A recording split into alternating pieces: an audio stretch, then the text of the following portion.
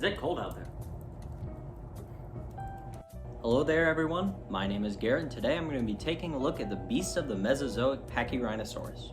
Now, ever since I could remember, I've loved dinosaurs. And of course I love monster movies as much as any other average American, but with dinosaurs I've come to appreciate more realistic approaches to showing how they would have lived, and not just depicting them as crazy monsters and more teeth. For instance, I've loved Jurassic Park since I was 4. It and its sequels are a big part of what's kept me interested in dinosaurs. Originally it was because haha, funny dinosaur eat man off toilet, but now I've come to appreciate it for the parts where the dinosaurs act like actual animals. I enjoy dinosaurs looking and acting like actual animals, and not the stupid cartoony stuff Hollywood puts out.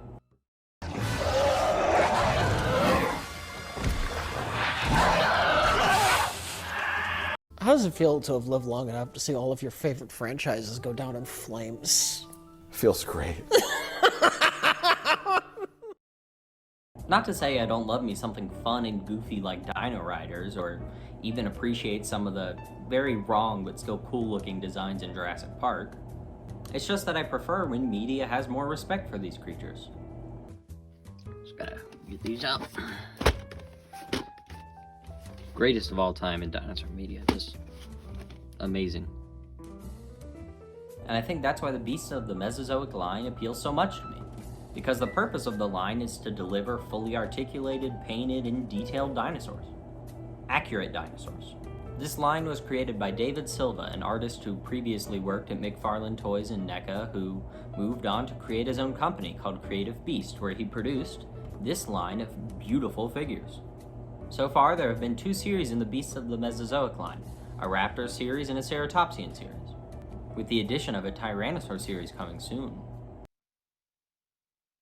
I have 2 figures from the Raptor series, the Dromaeosaurus and the Saurornitholestes, and 2 figures from the Ceratopsian series, the Subadult Triceratops, and the beautiful subject of today's review, the Pachyrhinosaurus.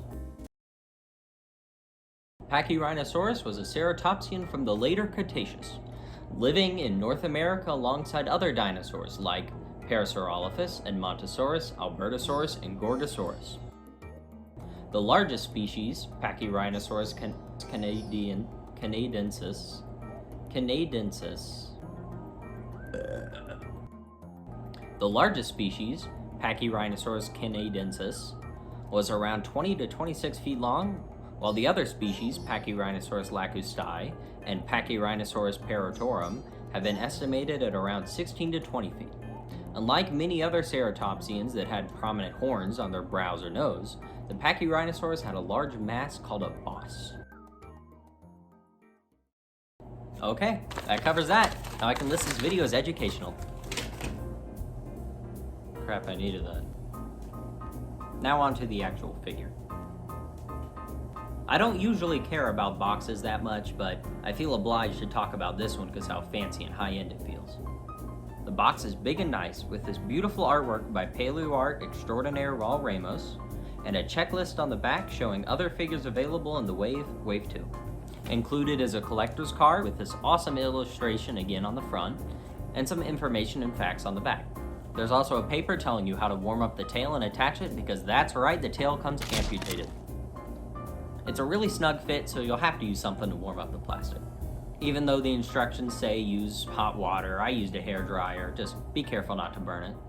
Or use a fireplace.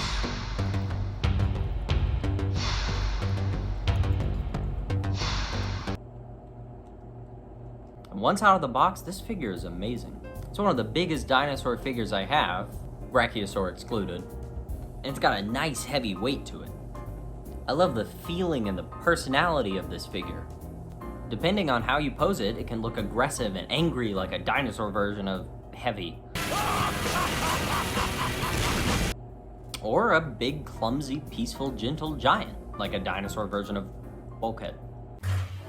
Mix 1 part dry concrete, 1 part water, and 1 part fixative. So what's a part? Well, must be like a standard Cybertronian cubic unit. Now, 454 standard units make 1 kilo unit. So let's see, carry the 3 and... Oh, wait. I had to sneak in a Transformers reference there somewhere, it's all I know.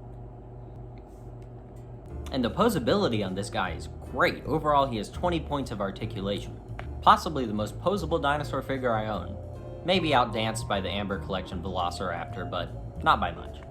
The legs can pretty much do anything you want them to do within reason. They can't swing out that far or anything. The tail is a little disappointing because all the raptors have bendy wire tails that are practically unlimited, but this guy just has one joint at the base. But it's fine, I'm working with it. There's a joint in the middle of the torso that I appreciate a lot. It can't move that much, but it allows for some decent side to side and a fair amount of up and down, even if it breaks the sculpt. The head can look far up, like really far up, but unfortunately this is about as far as you can make the head look down. And that seems like a missed opportunity to me, because with his athletic body and this massive honking nose, he looks like he'd be able to just run anything down, but because his head can't look that far down, he'd be pretty useless at it.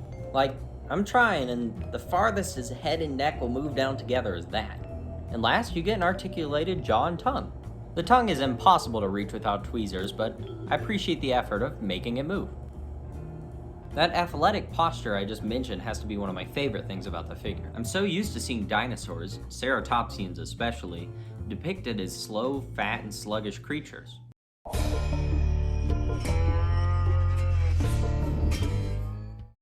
But this guy has a stance that reminds me more of a moose.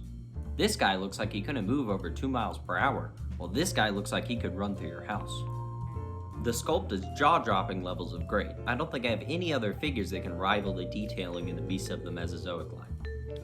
There's no washed out details and leathery looking elephant skin. Every square millimeter is covered in finely sculpted scales. And there's a natural variation to the size and shapes of the scales. There are these large bony bumps running along the top of the back, as well as these scoots all over that are picked out in a black paint. The head looks especially amazing. There are these large, spikier scales below the boss that add a nice variation of texture to the face. In addition, the boss and the horns have a different texture than the rest of the figure, and it makes them feel smoother and worn. Included in the sculpt is a port in his back left foot for a stand, but like you're ever going to need it, this guy is solid. And definitely too heavy to go on a stand, I would think. I haven't weighed him, but he feels like he weighs at least 3 pounds. No loose joints at all, and he's completely capable of standing on his own. I wish the raptors were.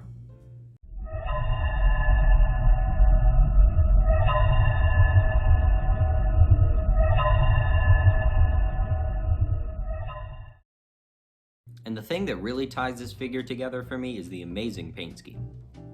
All of the beasts of the Mesozoic figures have color schemes directly based on real birds and reptiles, and I think that's a genius idea. This Pachyrhinosaurus's colors are based off that of a young red iguana, and boy do the colors look superb. On paper, the idea of a blood-colored dinosaur with a toothpaste-colored underbelly sounds like tonal whiplash, but in reality it looks great.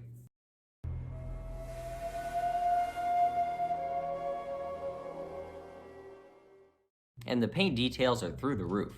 There's so many layers of paint and so many fine details applied. The paint in the eye is especially so well done for how small it is and how detailed it is. And just kudos to this figure for having the most memorable and crazy color scheme that works. A color scheme so unique and interesting, I find it hard to believe that it's not based on another Pachyrhinosaurus, also sculpted by David Silva, released back in a Jurassic Park line in 2012. That's probably all wild speculation, and I don't even know if David also did the color scheme on that figure. But I have my theory.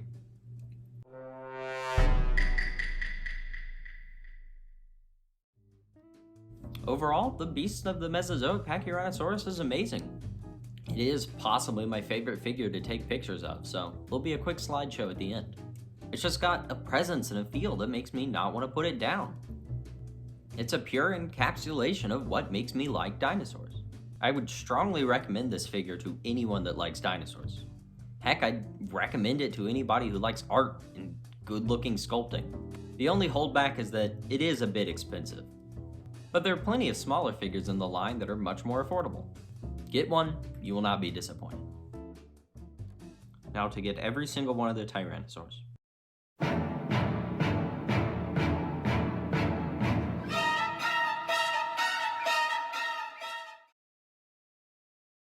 thank you everyone for watching. I know this video was a lot less crazily edited than the last one, but I really wanted to film something laid back and chill where I didn't have to transform a figure.